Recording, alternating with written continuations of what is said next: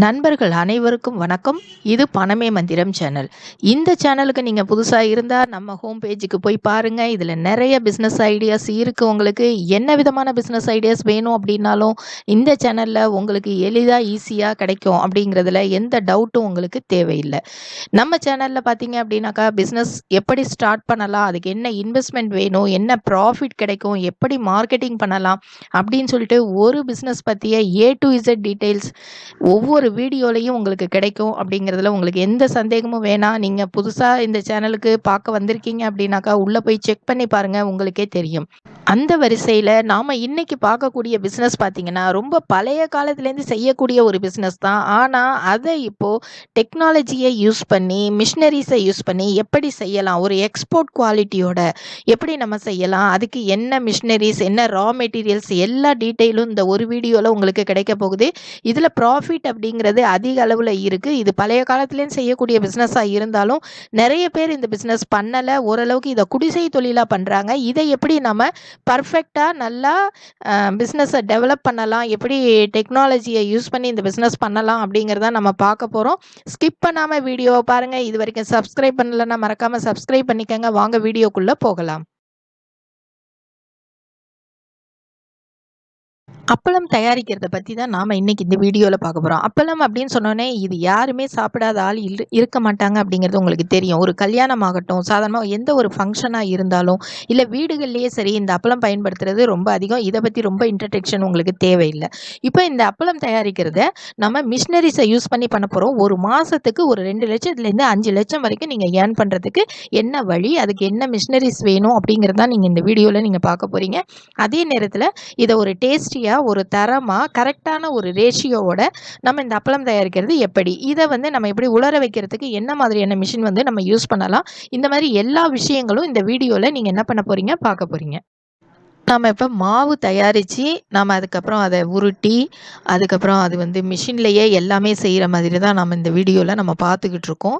இப்போ இதில் பார்த்தீங்க அப்படின்னாக்கா நமக்கு என்னென்ன ரா மெட்டீரியல் வேணும் அப்படின்னு சொல்லி பார்த்தீங்கன்னா, நமக்கு உளுத்தம்பருப்பு, அதுக்கப்புறம் பயத்தம்பருப்பு, நெக்ஸ்ட்டு பார்த்தீங்க அப்படின்னாக்கா மிளகு, கொத்தமல்லி, இல்லைன்னா வெந்தய இலைகள், உப்பு, அதுக்கப்புறம் பார்த்திங்கன்னா தண்ணீர், நெக்ஸ்ட்டு எண்ணெய். இவ்வளோ தான் உங்களுக்கு இதுக்கு தேவை.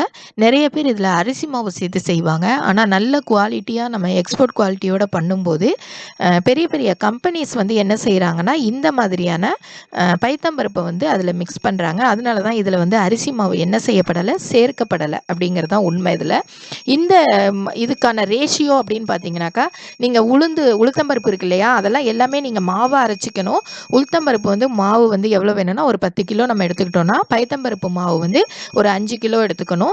ஆயில் பார்த்தீங்க அப்படின்னாக்கா உங்களுக்கு ஒரு 2 கிலோ ஆயில் தேவைப்படும். அதே மாதிரி தண்ணீர் 2 லிட்டரு தேவைப்படும். மிளகு கொஞ்சம் சேர்த்துக்கலாம், ஜீரகம் கொஞ்சம் சேர்த்துக்கலாம்.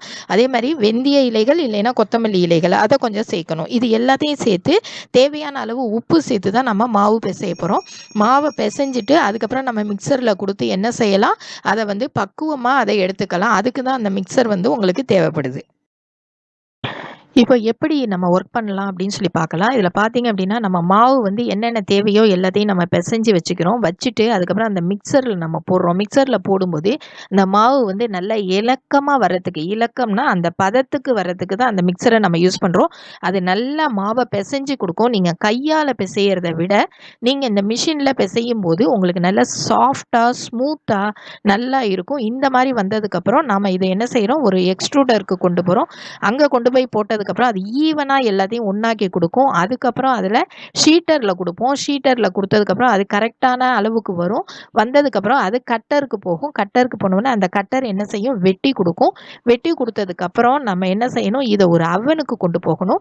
அதாவது நீங்கள் சாதாரணமாக அவனுக்கு எதுக்கு கொண்டு போகிறோன்னா, உலர வைக்கிறதுக்கு, அதாவது ட்ரையர் மிஷின் சொல்லுவாங்க.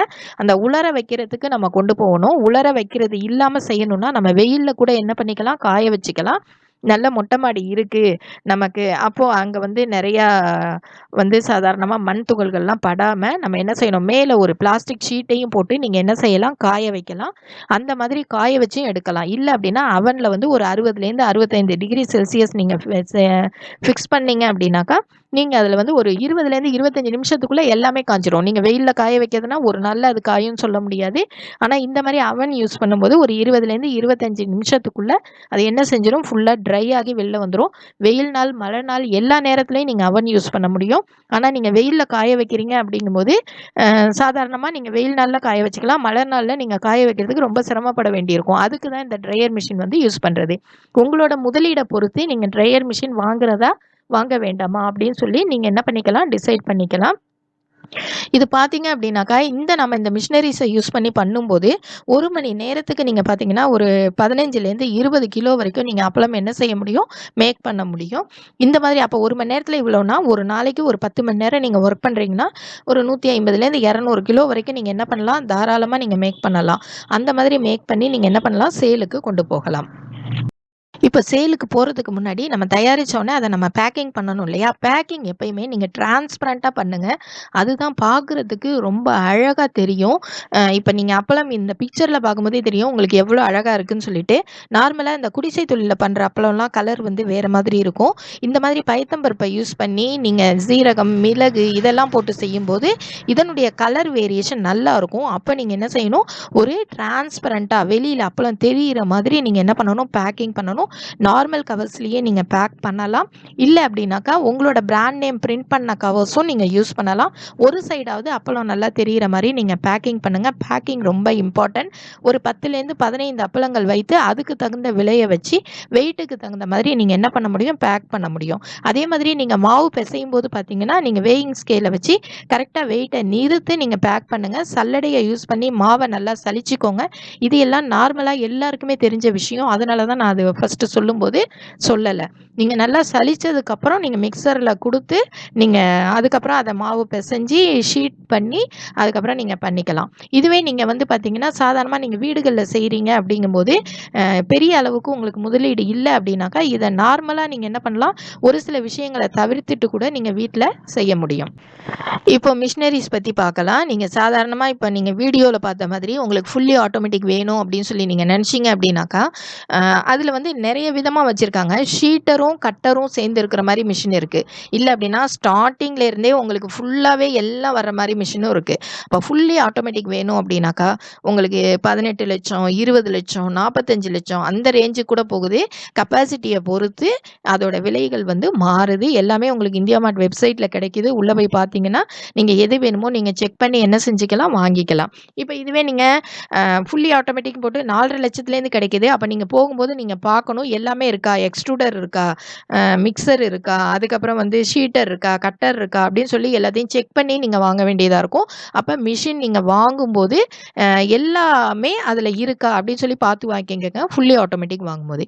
இல்லை நீங்கள் தனித்தனியாக வாங்க போகிறீங்க அப்படிங்கும்போது ஒரு வேயிங் ஸ்கேல் நீங்கள் தனியாக வாங்கிக்கலாம். நெக்ஸ்ட்டு பார்த்தீங்கன்னா ஒரு மிக்சர் மிஷின் வாங்கிக்கணும், அதாவது அந்த மாவை பிசைகிறதுக்கு. நெக்ஸ்ட் ஒரு எக்ஸ்ட்ரூடர் மிஷின் வாங்கிக்கணும். அதுக்கப்புறம் ஷீட் பண்ணுறதுக்கு, அதாவது அதை ஈவனாக ஷீட் பண்ணி வரணும் இல்லையா, அதுக்கு வந்து நீங்கள் ஷீட்டர் மிஷின் வாங்கிக்கணும். அதுக்கப்புறம் பார்த்தீங்க அப்படின்னாக்கா ஒரு அவன். நெக்ஸ்ட்டு பார்த்தீங்க அப்படின்னாக்கா அவன் வந்து நிறைய வெரைட்டிஸில் இருக்குது. அதில் ட்ரை பண்ணுறதுக்கு மட்டும்தான் இதை யூஸ் பண்ணுறோம். தேவைப்பட்டால் நீங்கள் வாங்கிக்கலாம். உங்கள் முதலீடு அதிகபட்சமாக இருக்கிற சமயத்தில் நீங்கள் அவன் வாங்கிக்கோங்க. இல்லை அப்படின்னாக்கா இந்த அவன் வந்து தேவையில்லை. வெயிலில் காய வைக்கிறீங்கன்னா தேவையில்லை, அவன் வந்து தேவையில்லை. நெக்ஸ்ட்டு பார்த்தீங்க அப்படின்னாக்கா சீலிங் மிஷின், அதாவது ஹீட் சீலிங் மிஷினே நீங்கள் வாங்கிக்கலாம் சாதாரணமாக. இதுவே பேக்கிங் மிஷின் ஹை லெவலில் வேணும் அப்படின்னா அது எக்கச்சக்க ரேஞ்சில் இருக்குது. உங்களோட இன்வெஸ்ட்மெண்ட்டை பொறுத்து நீங்கள் வாங்குறதா வேணாமாங்கிறத நீங்கள் டிசைட் பண்ணிக்கோங்க. இல்லை எங்களால் இந்த அளவுக்கு பண்ண முடியாது, ஒரு சின்ன தொழிலாக நாங்கள் வீட்டில் இருந்தே பண்ணணும் அப்படிங்கும்போது நீங்கள் இந்த ஒரு சில விஷயங்களை நீங்கள் தவிர்த்துடலாம். மாவு நீங்களே பிசைஞ்சிக்கலாம். கொஞ்சம் கஷ்டப்பட்டு பிசைகிற மாதிரி இருக்கும். அந்த அளவுக்கு வர்ற வரைக்கும், அந்த பதத்துக்கு வர்ற வரைக்கும் நீங்கள் பிசையணும். சலிக்கிறது, எடை போடுறது எல்லாமே நீங்கள் சாதாரண தராசை கூட நீங்கள் யூஸ் பண்ணிக்கலாம். நெக்ஸ்ட்டு பார்த்தீங்க அப்படின்னாக்கா மிக்சர் மிஷின் நீங்களே மிக்ஸ் பண்ணிக்கலாம். ஷீட்டர் மிஷின் வாங்கிக்கோங்க. அது வாங்கினீங்க அப்படின்னா தான் உங்களுக்கு ஈவனாக கட் பண்ணி வரும்.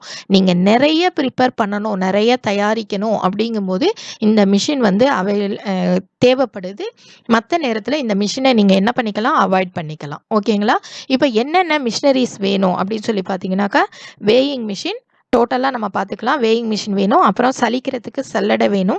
நெக்ஸ்ட்டு பார்த்திங்கன்னா ஒரு மிக்சர் மிஷின், நெக்ஸ்ட்டு ஒரு எக்ஸ்ட்ரூடர் மிஷின், ஷீட்டர், அதுக்கப்புறம் கட்டர், அதுக்கப்புறம் அவன், அதுக்கப்புறம் சீலிங் மிஷின். இவ்வளவும், அதாவது சீலிங் மிஷின் வந்து பேக்கிங் பண்ணுறதுக்கு இவ்வளோ வந்து உங்களுக்கு தேவைப்படுது.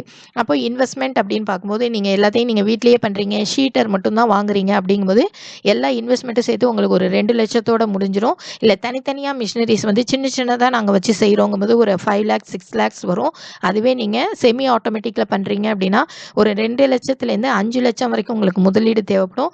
ஃபுல்லி ஆட்டோமேட்டிக்னு பார்த்தீங்கன்னா ஒரு 10 லட்சத்துலேருந்து அது வந்து உங்களை நீங்கள் பண்ணக்கூடிய அந்த பிளான்ட்டை பொறுத்தது, எவ்வளோ பெருசாக வைக்க போகிறீங்களோ அதை பொறுத்தது. 10 லட்சத்துக்கு மேலே நீங்கள் 50 லட்சம் வரைக்கும் கூட இதில் என்ன பண்ண முடியும், முதலீடு செய்ய முடியும். இப்போ இந்த தொழிலில் என்ன லாபம் கிடைக்கும் அப்படின்னு சொல்லி பார்க்கலாம். சாதாரணமாக அப்பள தொழிலில் முன்னாடி எல்லாம் 40லேருந்து 50% அப்படிங்கிற லாபம் கிடைச்சிட்டு இருந்தது. ஆனால் இப்போ உளுந்து விலை அப்படிங்கிறது கணிசமாக உயர்ந்துட்டதுனால இப்போ இதோடைய லாபம் அப்படின்னு பார்த்தீங்கன்னா ஒரு 20லேருந்து 30% வரைக்கும் உங்களுக்கு லாபம் கிடைக்கும். அப்போ ஒரு நாளைக்கு ஒரு 8 மணி நேரம் நீங்கள் ஒர்க் பண்ணுறீங்க அப்படிங்கும்போது 1 கிலோவுக்கு உங்களுக்கு ஒரு ₹40 ₹50 தாராளமாக கிடைக்கும் அப்படின்னு நீங்கள் வச்சுக்கலாம். இது வந்து அப்ராக்சிமேட் வேல்யூ தான். சாதாரணமாக டோட்டலாக பார்த்தீங்கன்னா ஒரு எல்லா செலவும் போக உங்களுக்கு ஒரு 20லேருந்து 30% இதில் நீங்கள் லாபம் எடுக்க முடியும். அதுதான் உண்மை. நிறைய பேர் 40% 50% அப்படின்னு சொன்னாலாம் நீங்கள் நம்பாதீங்க. அந்த அளவுக்கு லாபம் இதில் கிடைக்காது. 20% லாபம் அப்படிங்கிறதே ஒரு நல்ல லாபம் தான். எல்லா செலவும் போக கிடைக்கிது அப்படின்னாலே அது ஒரு நல்ல லாபம் தான். நீங்கள் நிறைய தயாரித்து நிறைய விற்கிறதுக்கு நீங்கள் ஏற்பாடு பண்ணிட்டீங்க அப்படின்னா இதில் கணிசமாக நீங்கள் ஒரு 2 லட்சத்துலேருந்து 5 லட்சம் வரைக்கும் நீங்கள் மாதம் வந்து சம்பாதிக்க முடியும். அப்போது நீங்கள் அதனுடைய சேல் அப்படிங்கிறது பல மடங்கு அதிகமாக இருக்கணும் அப்படிங்கிறத நீங்கள் மனசில் வச்சுக்கணும். ஓகேங்களா?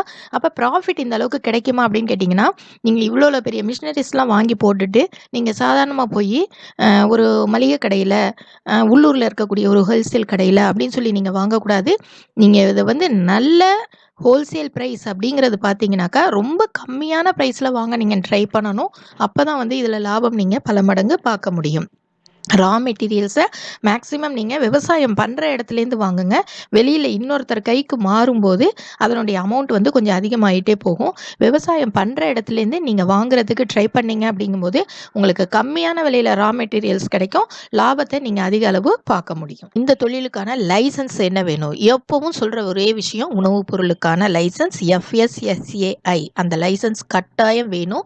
அந்த லைசன்ஸ் வச்சுக்கிட்டு நீங்கள் பண்ணும்போது நீங்கள் பொருளை விற்கிறது அப்படிங்கிறது ரொம்ப எளிமையாக இருக்கும்.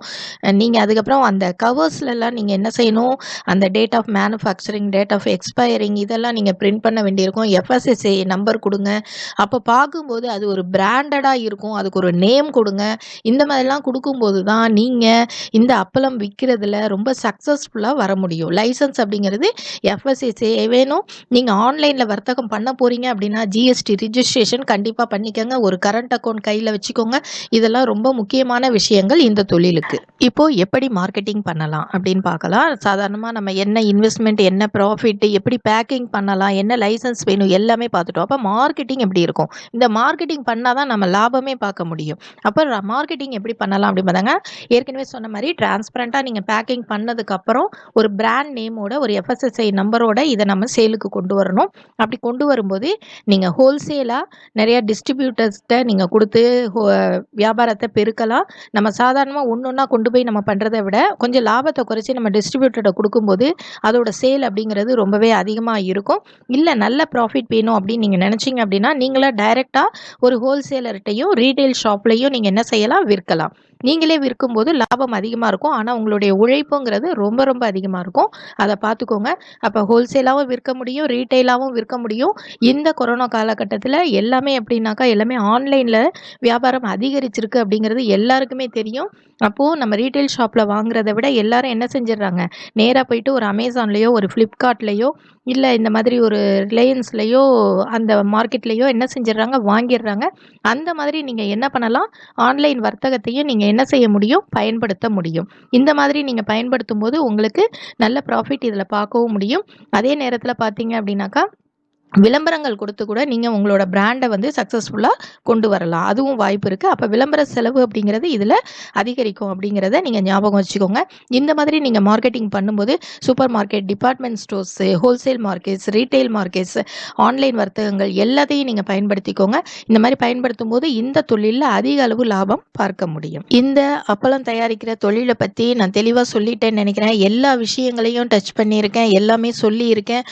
இந்த வீடியோ உங்களுக்கு பிடிச்சிருந்தது அப்படின்னாக்கா லைக் பண்ணுங்கள், ஷேர் பண்ணுங்கள், மறக்காமல் சப்ஸ்கிரைப் பண்ணுங்கள். நெக்ஸ்ட் ஒரு அருமையான வீடியோவோட உங்களை நான் மீட் பண்ணுறேன். தேங்க்ஸ் ஃபார் வாட்சிங்.